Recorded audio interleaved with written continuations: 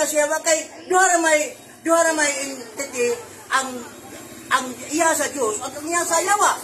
So kung ikaw isumpa ka sa iya sa Dios, nen konklusyon iya ka sa yawa. So kanang mga teaching nga nag-ingon nga God died literally. Iya na siya wa. Klaro kay nasa anak. Sa pa kanang hypostatic union, paadyo na nila palawmi og pagtuon, no? Kay it remain unmixed, bisan pa og inseparable sila. Sa mabasa, ang inagong gikuhaan og base,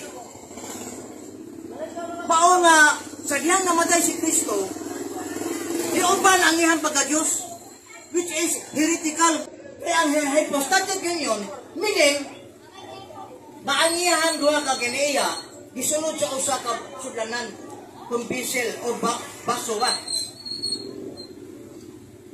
Bisag gisunod niya ni mo, inseparable na sila, pero they remain unmixed. Wala na sila magkasambog. Nga naman, gi-explain na ni San Pedro sa 1 Pedro 3:18-19, matod pa niya, sa diyang namatay si Kristo, ang iyahang tawhanon nga kinaiya, ang iyang lawas, dito na siya gibutang na siya dito sa luglanan.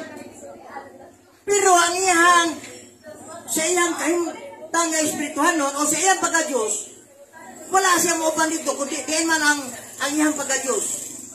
Sa iyang espirituhanon nga kahimtang, matupad San Pedro, niadto ni siya sa mga kalag na bilanggo og nagwali dito. So ito pa, wala maupan dito sa akuan, wala maupan dito sa luglanan, ang iyang pagka-Diyos.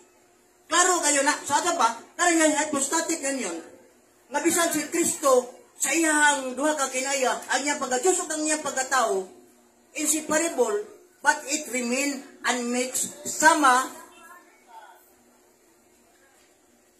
ba sa kanang lana og tubig? Ang lana og tubig, kung ibutang na nimo sa baso, bisag uyugon pa na nimo, di yun na siya mo mix.